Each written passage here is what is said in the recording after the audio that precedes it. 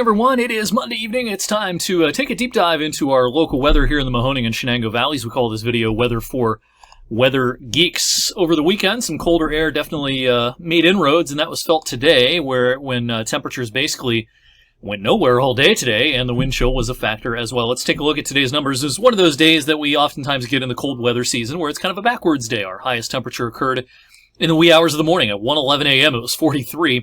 And before the issuance of our climate report, which is always issued about 5:15 by the National Weather Service, the low for the day at that point was 32, right at 4:59 p.m. Because of the gusty wind today, we had wind chills that settled in the mid-20s for most of the daylight hours today, basically flatlining 23 to 27 degrees all day. Not exactly a real pleasant day to be outside. We had clouds, we had some sunshine from time to time, and now we just have a little bit of lake effect snow flurry activity trying to crop up. All of this is pretty inconsequential and largely from about, 76 and 80 on north into Trumbull and parts of Mercer County. We're getting a few flakes out towards Lowellville and Struthers and into the Newcastle area in Lawrence County as well. But again, all of this is pretty minor stuff. Also, we have some snow showers downwind of the lakes in parts of northern PA, up towards Bradford, up towards the 86 corridor, Jamestown, PA, and up closer to the Finger Lakes and into Rochester as well. This is not a Mondo lake effect event. Limited moisture to work with here,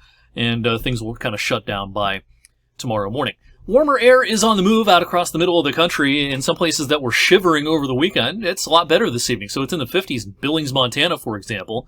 And this warmer air is pushing east. It's going to take until Wednesday morning before it gets here, but it is going to get here. But we've got a chilly day still to get through on Tuesday. Now, won't be quite as blustery on Tuesday. The atmosphere not as well, what we call well mixed as we go through the day. And also the wind aloft will not be as strong as today. All in all, a chilly day. You'll need the jacket, of course, just not quite as biting of a wind on our Tuesday. A mix of sun and clouds for a lot of the day. Towards the second half of the afternoon, I think it just turns mostly sunny. Should be a nice sunset Tuesday evening. Clearing sky leads to a cold night tomorrow night, but a warm front's knocking on our door by midday on Wednesday. We'll have some high clouds filtering in, but this is a nicer day. We'll get well up into the 40s before the afternoon is through on Wednesday. Might be a shower here and there late Wednesday night, but the bulk of the rain, unfortunately, is coming our way on Thanksgiving. Now, our model here has quite a few showers around in the morning. That's probably a little overdone. Most of this, I think, waits until the afternoon, but we have increased our chance for showers in our official forecast that you'll find on the Storm Tracker 21 app, wfmj.com/weather. You see me presented on TV. A week ago, it looked like Thanksgiving would be pretty tranquil, but the trends over the last 4 or 5 days have pointed to this front pushing through on Thursday instead of Friday, and that means that the rain comes in on Thursday instead of Friday. But Wednesday, nationwide, of course, the day before Thanksgiving, traditionally a very busy travel day. The airports are usually packed. The roadways are busy. If you have family coming into town, if you're heading out of town on Wednesday, getting set to meet friends and relatives for Thanksgiving on Thursday, locally, no problems. I mean, the weather will be just fine. No, we expect no weather-related hazards at all. In any of the local major airports, Columbus, Cleveland, Youngstown, down to Pittsburgh, if you're flying in or out of our region, you'll be doing just fine. Actually, nationwide, we're not looking at a lot coming our way on Wednesday. A little bit of wet weather out across the middle of the country. Just a little bit, not a lot at all. And the south is looking good. The west is looking good. Be a good day to go to nice and warm Phoenix, where it'll be 75 Wednesday afternoon. Our Thanksgiving features the rain in the afternoon. Not as much rain as we had 11 years ago in 2010 when we had 1.38. No snowflakes on Thanksgiving this year. 2005 was our snowiest on record at 4.6. Last year was fairly mild, 54. We did have a little rain. 2 years ago we had a half an inch of snow and temperatures staying in the 30s on our Thanksgiving. All right, so let's talk about what happens after Thanksgiving. I think that much colder air is coming in for Friday. Probably a pretty decent lake effect episode.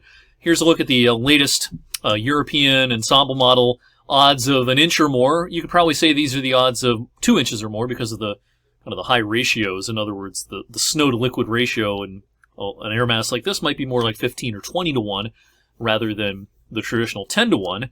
But either way, with the wind trajectory as currently forecast, the bullseye is probably going to be from Erie to Buffalo or just south of Buffalo.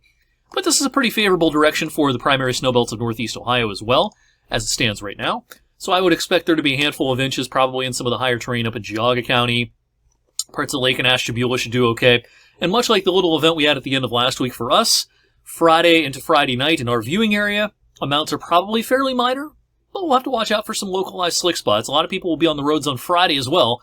Big shopping day, both early in the day and even later on in the day. So this will be a windy and cold day, and maybe we have some slick spots, but a big lake effect event for our TV viewing area does not appear all that likely at this point. What about the longer range? Now, the first part of December does not look that cold. In fact, the first weekend of December might be pretty darn mild.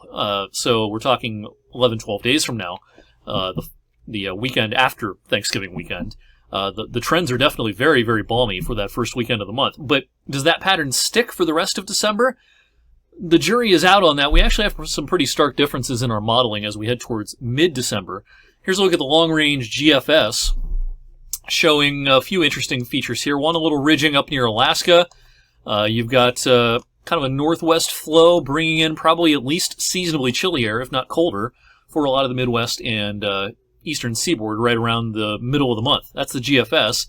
The Euro is pretty much the opposite. So this is the GFS right here, and here's the European. Basically the opposite of the GFS in the middle of December, where you have some ridging going on along the East Coast. Most of the cold's bottled up out here. And so we have a little bit of war of the modeling. I'll tell you that the Euro is definitely warmer than some of the other data, including what I just showed you from the GFS during mid-December. And a key tenet of our kind of our winter forecast, and a lot of people's winter forecasts, is a cold December.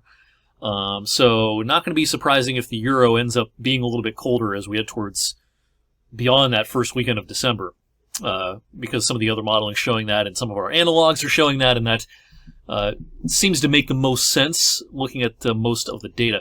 Despite the kind of conflict we have right now temperature-wise, the models are in pretty good agreement precipitation-wise over the next 30 days.